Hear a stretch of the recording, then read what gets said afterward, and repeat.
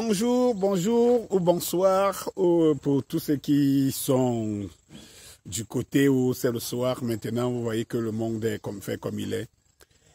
Bonsoir à tous les promoteurs, en fait, je veux dire tous les followers de Danny Scorpio. Bonjour à tous les, je veux dire tous les abonnés de Danny Scorpio, la chaîne de YouTube Danny Scorpio, ou encore les abonnés de Facebook, la page Facebook officielle Danny Scorpio officielle, encore le M22, page Facebook, ou encore, vous pouvez me trouver partout. Eh bien, c'est un de mes frères de la diaspora qui m'a donné le sujet que je vais développer. Je vais essayer de développer avec vous tout de suite. Parce que il est lieu de clarifier les choses ici. J'ai intitulé cette vidéo « Le temps du temps ». Et tout, parce que c'est le moment d'être un peu sérieux dans tout ce que nous faisons et de faire appel à soit notre dernier degré de civisme ou notre dernier degré de réflexion ou notre dernier degré de sagesse. On en a besoin pour la construction de ce beau pays. Et nous voulons encore plus beau, qui retrouve ces beaux habits. Voilà. Bon, je passe rapidement au vif du sujet. Lorsque j'étais plus jeune, je me souviens encore de ce vieux, et vous allez vous rappeler, parce que je me rends compte que c'est récurrent quand je sors ces éléments-là de référence. J'ai toujours été à côté des vieux. Et je vous cite, je vous fais toujours des citations des aînés, des parents, des papas. Et je vais vous dire, je n'ai pas grandi à côté de mon papa. Moi, j'ai connu mon père à 27 ans. Vous pouvez comprendre. Mais quand je vous cite les parents, vous vous rendez compte que j'ai toujours grandi à côté des parents. Lorsque j'habitais en Vogada, par exemple, j'ai grandi en Vogada. Il y avait un jour, un vieux m'a fait la remarque en me disant « Tu n'es pas comme tous les enfants de ces quartiers-ci. Toi, en longueur de journée, on te voit toujours à côté, tu es toujours à côté des parents. Dans la maison, tu es toujours assis avec les parents. » Et cette remarque me revient aujourd'hui, mais ce n'est pas de ça que je voudrais parler. Je voudrais dire, il y a un vieux qui m'a dit un jour, il y a peut-être 25 ans aujourd'hui, il m'a dit, fiston, pour être sage, il faut soit vivre longtemps, soit beaucoup voyager. Et ce qu'il entendait par beaucoup voyager ici, c'était de fréquenter des milieux culturels, socio-culturels différents. Et à partir de toutes ces différences-là, tu grandis, tu vois des choses autrement. Je ne sais pas la définition de sagesse, moi qui n'ai pas beaucoup fréquenté. Je ne sais pas ce que la définition de sagesse dans le petit Robert. Mais j'ai gardé ça, j'ai grandi, j'ai vieilli avec cette image, en fait, description de la sagesse. Vivre longtemps, beaucoup voyager, pour te confronter avec les différents milieux socio-culturels. Et je comprends que les jeunes Camerounais d'aujourd'hui, ou alors les jeunes tout court en Afrique et tout ça, parce que, voyez-vous, même s'il y a des différences, encore ces différences sont culturelles, il faut savoir qu'il y a un vent qui passe. Et j'ai l'impression que les jeunes d'aujourd'hui ne veulent pas établir la différence entre eux et ceux qui ont parfois le double de leur âge, ou ceux qui ont à partir de 10 ans, 15 ans au-dessus de leur âge. Je pense que si il fallait construire une société digne de ce nom aujourd'hui, il faut que cette jeunesse sur laquelle on s'appuie pour un futur meilleur, pour une construction de l'Afrique, ou pour amener l'Afrique vers son essor normal. Cette jeunesse a besoin de faire une prise de conscience. On ne construit pas un avenir sans passer par son histoire, le présent, pour fusionner les deux, pour penser à l'avenir. Mais nous avons beaucoup de jeunes qui pensent selon eux. Ils se disent qu'ils sont plus intelligents. Ils se disent qu'ils n'ont rien à apprendre de ceux qui ont vécu. Donc, qui ont vu avant eux. Et c'est ça le véritable problème. Parce que si un seul instant, on restait sûr en se disant, si ce que je dis, si c'est la manière dont je pense, je raisonne, je conçois la vie, c'est par rapport à mes 25 ans, ou à mes 30 ans, ou à mes 35 ans que j'ai aujourd'hui, je suis passé par une étape d'enfance petit et tout ça là montant, et que quelqu'un a 15 ans de plus que moi, cela veut dire qu'il a vu il a vu certaines choses, ou certaines expériences que je n'ai pas encore vécues 15 ans avant moi. Quand nous allons arriver à cette prise de conscience, je pense que les choses seront plus faciles. Parce que ce système de radicalité vient de ce fait que les gens pensent qu'ils n'ont rien à apprendre des autres. Mais quand les gens vont se rendre compte qu'ils ont beaucoup à apprendre des autres, vous allez voir que nous allons construire une société normale. Nous y sommes. Alors, je vais répondre à quelqu'un qui me dit ce matin et que en fait, c'est qu'il me suivait bien. Il me suivait bien, mais j'ai pris le parti de certaines personnes qui gâtent leur mouvement et tout. J'ai souri. Je me suis dit, je peux imaginer quel âge celui-là a, parce que je sais très bien qu'il se reconnaît. Quel âge il a? Et je me suis dit, j'ai toujours l'habitude de dire wait and see. Laisse ton temps, mon frère. Tu as le temps devant toi. Tu as le temps de se rendre compte. Peut-être dans 10 ans, tu feras une introspection et tu te poseras la question. Tu arriveras à une conclusion. Si c'est que tes pensées de maintenant là étaient bonnes ou meilleures ou améliorées ou aménagées en fonction de l'expérience que tu vas vivre dans 10 ans. Parce qu'il n'y a pas, pour beaucoup de jeunes, il n'y a pas une autre façon de les convaincre que de les souhaiter une chance, que le temps soit devant eux. De comprendre. Parce qu'en fait, quand tu me dis ça, alors directement, tu ne me suis plus. Bien entendu. Tu vas voir qu'il n'y a jamais cogné devant ta porte pour que tu me suives. Et tout. Cela veut dire que tu me suivais. Si toi-même volontairement tu me suivais parce que je disais, peut-être j'étais encore dans la même ligne idéologique que toi ou bien la même mode de pensée. Dès lors que tu penses que je ne pense plus la même chose, tu dis que tu ne me suis plus. Tu n'es pas là pour me suivre. Moi, je ne veux pas de suiveurs. Il y a des suiveurs partout. Même des hommes politiques aiment que vous les suivez. Moi, je ne veux pas de suiveurs. Je suis désolé. Je suis désolé. Vraiment, si quelqu'un se lève un bon matin et me dit « je te suivais avant », et je ne sais pas si il pense que ça me dit quelque chose. Ça ne me dit absolument rien. Puis c'est à me toquer à ta porte pour que tu viennes me suivre. Si tu penses que ceux qui pensent que ce que je dis est pertinent ou important, ils me suivent. Ceux qui pensent que non, ils ne viennent pas chercher la pertinence et tout, ils viennent chercher un supporter de plus, quelqu'un qui est dans leur camp. Vraiment, ils sont priés. Moi, je ne sais pas enlever les gens sur les marchés parce que ce n'est pas moi qui les amène. Mais ils sont priés. Vous voyez très bien que même quand un individu s'amène là pour insulter Daniel Scorpio, moi, je ne m'intéresse pas et je ne le bloque pas. Parce que de toutes les façons, je trouve peut-être que celui-là a perdu la route. Je ne veux pas aller chez ceux qui vous disent des discours que vous voulez entendre. Mais si vous avez un minimum de sagesse,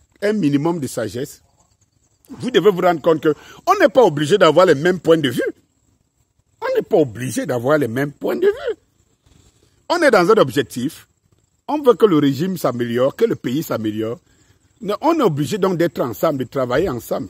On est donc comme un couple à la maison, jamais parfait, qui a toujours des problèmes, ils se battent, mais ils sont un couple. Et pendant qu'ils se battent, ils ne pensent même pas qu'ils vont se séparer parce qu'ils ne sont pas d'accord sur telle prise, telle prise. Si quelqu'un est encore au niveau de se séparer de quelqu'un parce qu'il n'est pas d'accord de son point de vue par rapport à tel élément, c'est que c'est quelqu'un qui vadrouille dans la vie. Il vadrouille même dans son propre subconscient. Et celui-là ne peut rien m'apporter. Il ne peut rien m'apporter. Je n'ai qu'une seule chose. Je n'ai qu'une seule lutte. Que mon pays se remette dans les fondamentaux. Ces fondamentaux dont mes parents, ou mes grands-parents, ou beaucoup de nos parents, se sont sacrifiés, donnés de leur sang. Tout ce qu'on pense, qui ont été crucifiés depuis les Allemands, jusqu'aux Français, et tout ça, les Douala Mangabel, les Martin Paul Samba, tous ces beaux mondes-là, les Ruben Oumniobe, Ernest Wandi et tout ce que vous savez. Ils se sont sacrifiés pour l'amour de la patrie. Et si on ne retrouve pas ces fondamentaux, moi, je ne m'intéresse pas à ceux qui ne sont pas dans ces fondamentaux-là. Si quelqu'un veut être président de la République, alors il milite dans une action de président de la République. Si quelqu'un veut un poste ou alors atteindre un certain niveau, un degré au niveau de la vie, il peut prendre des positions. Mais moi, je ne suis pas là pour ça. Moi, je travaille pour ma patrie. Je suis un nationaliste.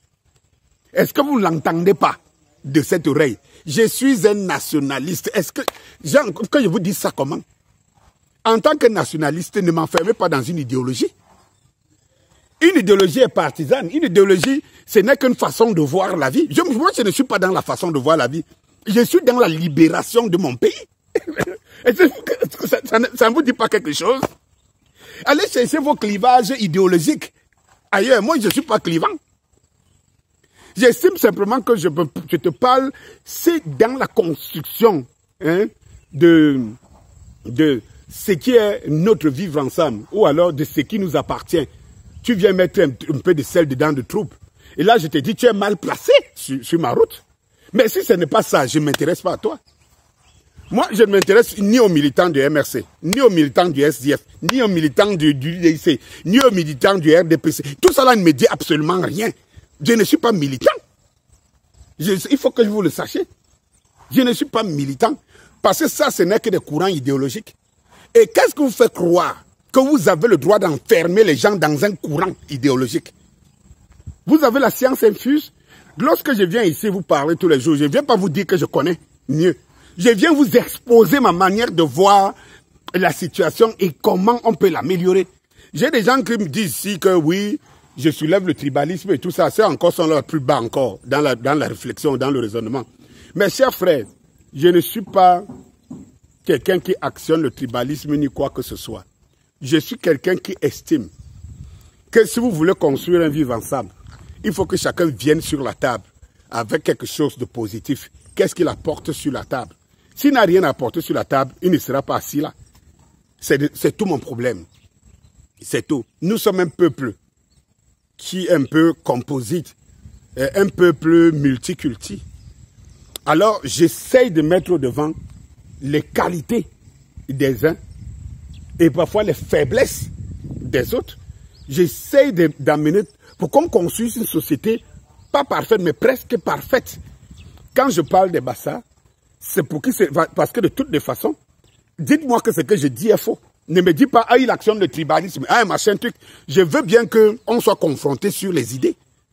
Démontrez-moi que ce que je dis est faux, je vous comprendrai. Démontrez-moi que quand je parle des valeurs de Bamileke, démontrez-moi que ce que je dis est faux. Ne dites pas, oh, il parle de Bamileke, oh, machin truc, c'est tout ça. On est des femmes. On n'est pas des femmes.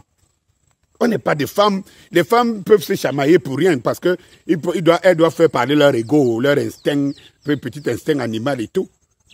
Mais quand tu es un homme construit, quand je parle d'homme ici, je parle y compris de la femme, un homme construit et dans ta tête, on n'est pas là juste parce que si je ne dis pas ce que tu vas entendre, c'est que je suis clivant. Je ne suis pas dedans, ne m'enferme pas dedans. J'estime tout simplement que ça soit très bien clair. Je vous explique ce qui se passe maintenant. Je vous dis tout simplement que enregistrez dans vos têtes que lorsque vous parlez de, j'entends, celui-là est parti sur la base que, voilà, c'est qu'ils ne sont pas partisans, ils sont juste que le professeur Maurice Kamto a impulsé une dynamique, a donné une ligne idéologique et tout, et j'ai souri. J'ai souri. On parle d'idéologie quand vous parlez d'élections et tout ça. Le peuple n'a rien à foutre avec l'idéologie. Je pense que je t'ai même répondu, j'ai écrit, le peuple n'a rien à foutre avec l'idéologie. Et quoi que ce soit, le peuple n'a rien à foutre. C'est un parti politique, c'est un leader politique qui parle d'idéologie. Le rôle du peuple, c'est pas de parler d'idéologie. Le peuple est là pour défendre ses droits et sa liberté. Voilà le rôle du peuple. Alors quand tu parles d'idéologie, vous avez fréquenté, mais vous ne vous rendez même pas compte que vous vous contredisez. Il y a un peu d'amalgame dans tout. Le peuple parle de sa dignité, de sa liberté, de ses droits. Le peuple ne parle pas d'idéologie. Si je veux le pain, j'ai faim, je veux le pain, je vous dis, je réclame, je revendique mon pain. Je ne viens pas revendiquer la manière dont on va diriger. Ce n'est pas mon rôle. Ce n'est pas le rôle du peuple. C'est le rôle d'un militant. C'est lui qui a déjà choisi une ligne idéologique. Et pour choisir une ligne idéologique, il faut être libre. Pour choisir une ligne idéologique, il faut être capable d'assainir le terrain de jeu et tout. Le Cameroun est un brigadier dans une dictature. Nous tous, nous en sommes conscients et tout. D'où vient-il que vous pensez que c'est une idéologie politique qui va nous libérer de la dictature? Pourquoi vous perdez ce temps? Pendant que les autres ont déjà avancé, sont déjà très loin. Nous, les Camerounais, sommes encore en train de réfléchir sur des choses anacons qui n'ont produit nulle part, qui n'ont même pas de sens. Alors, si vous dites, hein, pour des gens, comme vous pensez que dès qu'on essaye de vous raisonner, c'est qu'on est déjà contre le professeur Maurice Kamto. Je m'en fous de qui que ce soit. Je ne suis pas là. Je ne suis pas Camerounais par professeur Maurice Kamto ou par Frundi ou par Bia et tout. Je suis Camerounais comme Bia, comme le professeur, comme tout le monde. Alors ne me dites pas que si je ne suis pas de tel, je ne suis pas venu, je ne suis pas esclave de quelqu'un et tout. Encore que toutes ces personnes, chacun suit sa ligne. Ici, il s'agit de sauver le Cameroun. Il s'agit de montrer sa nationalité. Il s'agit de défendre sa patrie. Il ne s'agit pas de supporter une idéologie politique. Et vous ne l'avez pas compris. Même votre leader, parce que vous dites que c'est le vôtre. Parce que quand nous on dit, voilà ce qu'on pense, professeur Maurice Kamto, ça ne suffit pas. Si on ne dit pas qu'on est avec, si c'est lui, pas lui ou rien, c'est qu'on n'est pas avec lui. Voilà. Donc, si même votre leader, le professeur Maurice Kamto, il parle un langage, et vous avez parfois le toupet de prendre ce que vous voulez entendre et de laisser ce que vous ne voulez pas entendre. Quand lui, le professeur, dit « je fais ma part, faites pour vous », dites-moi, vous qui êtes intelligent, vous partez à l'école, traduisez-moi ce que cela veut dire. Cela veut dire que suivez-moi, montez dans ma veste. Si je dis qu'à gauche, vous êtes à gauche, si je dis à droite, vous faites à droite. Il vous dit vous êtes libre, faites pour vous. Lui, c'est un leader politique. Et c'est un leader politique. Même s'attaquer à un autre politicien, il ne va pas le faire comme ça parce qu'il y a des codes à suivre. Vous, vous êtes libre, vous êtes le peuple, vous devez réclamer vos droits. Et dès que vous aurez la possibilité de gérer vos droits, vous allez donc prendre le leader que vous voudrez, qui va vous présenter un bon programme, qui aura une idéologie politique pour perpétuer vos droits, pour perpétuer vos avoirs, pour poser. D'où vient-il que nous n'avons même pas encore gagné? Ça dit qu'en fait, nos parents, les Ruben, les Ernest Ouandji et tout cela, sont morts pour l'amour de la patrie. Sont morts pour laisser quelque chose à la patrie. Sont morts pour que nous soyons libres.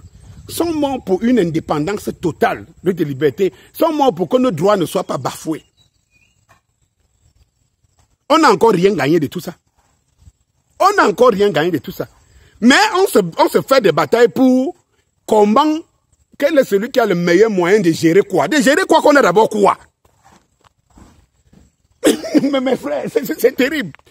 Vous voulez gérer quoi? Qu'on a d'abord quoi? On se bat de celui que c'est celui qui est mieux placé pour gérer. Alors que lui-même, il ne sait même pas comment il va faire pour arriver là-bas. Ou s'asseoir là-bas. Il vous dit donc, ok, moi je fais ma part en vous démontrant que j'ai le meilleur programme pour gérer vos biens. Mais sauf que, prenez votre responsabilité pour défendre vos biens et pour m'installer. Lorsqu'on vous dit ça, vous dites non, il faut suivre celui qui attend que vous l'installez. Vous le suivez donc comment? Vous le servez à quoi? Si le professeur Maurice Kamto dit aujourd'hui que bon, il se décline, il sort de la vie politique, il peut le faire, c'est son droit le plus absolu.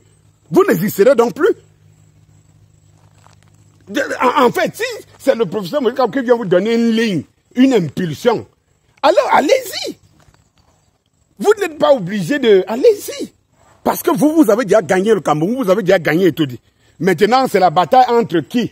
Entre le professeur, entre Frundi, entre Tel, entre Cabral, entre Mathias. Maintenant, c'est la bagarre entre qui veut mettre. Et comme c'est la bagarre, alors vous voulez imposer à tout le monde de savoir que c'est le pauvre qui est mieux placé pour diriger. Vous n'êtes pas bête un peu là, ce n'est pas un peu con. Réveillez-vous les gars. Réveillez-vous. Moi, je sais une chose, c'est que pour que notre pays soit libéré, c'est nous tous, ensemble, que pourrons libérer notre pays. C'est pour ça que je n'ai aucun intérêt d'être partisan. Et vous ne comprenez pas qu'en prenant vos postures, vous êtes en train d'éloigner des Camerounais hein, du combat que leurs parents ont laissé le sang, parce que vous ne voulez rien en laisser. Mais au moins, ne tuez pas ce que les parents, c'est pourquoi les parents sont morts. Honorez les parents qui sont dans nos terres là. Honorez-les. Vous ne pouvez pas les honorer en disant que vous suivez quelqu'un, alors que la personne veut que vous menez des actions pour lui ouvrir la porte. Vous le suivez où? Vous suivez le professeur quand même chez lui. Mais si c'est pour le suivre chez lui, parce que la route de Toudi est bloquée pour lui. Bon, si c'est pour le suivre chez lui à Santa Barbara, je ne sais pas moi, et tout. Il a été ambassade là-bas pendant 3 mois, je ne vous ai pas vu. N'embrouillez pas les gens. Nous sommes des nationalistes. Nous devons travailler. Voilà la guerre qui va commencer là maintenant, en fait, entre les clans d'une même famille qui veulent succéder au boss, Abia. C'est avec vos clivages partisans là que vous allez gagner. Comment vous allez faire pour s'immiscer dedans? Comment vous allez faire? Parce que le prof même a dit, et chaque fois que vous prenez les paroles du prof, vous esquivez toujours les paroles qui doivent vous amener à réfléchir. Lorsque le prof vous dit, il y a encore quelques semaines, sur un plateau de TV5, je ne suis pas sûr qu'après Bia, il y aura alternance. Qu'est-ce qu'il veut vous dire? Comment il va faire dans la bataille qui arrive là, pour passer pour être président, pour être étudié? Il va faire comment? Il va faire rien que avec vos bouches et tout. Il va faire comment? Ça veut dire que le rôle du peuple, c'est se libérer. Ce n'est pas quelqu'un qui libère un peuple. Le peuple se libère lui-même. Le peuple, c'est le pouvoir. Les autres, ils ont quoi? Ils ont la force. Nous, on devrait avoir le pouvoir. Nous, on est le pouvoir. Nous, le peuple. Les hommes passent. Les leaders passent. Frundi, on ne parle plus de lui. Et je veux vous rappeler ici que le professeur Moïse Kamto était directeur de campagne de Frundi. Et c'était les moments les plus chauds. 92 ont été les moments les plus chauds du Cameroun. On n'a pas encore atteint le stade. Et c'est pour ça que j'ai dit, cessez de dire que les Camerounais sont amorphes. Allons plutôt chercher comment les faire sortir de leur, je ne sais pas moi, comment. Et c'est le travail que le M22 est en train d'engager. Donc de grâce, laissez-nous. Attendez.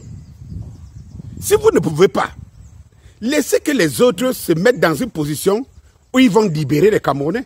À partir de ce moment-là, les courants idéologiques auront leur place. Et on verra celui qui a le meilleur programme.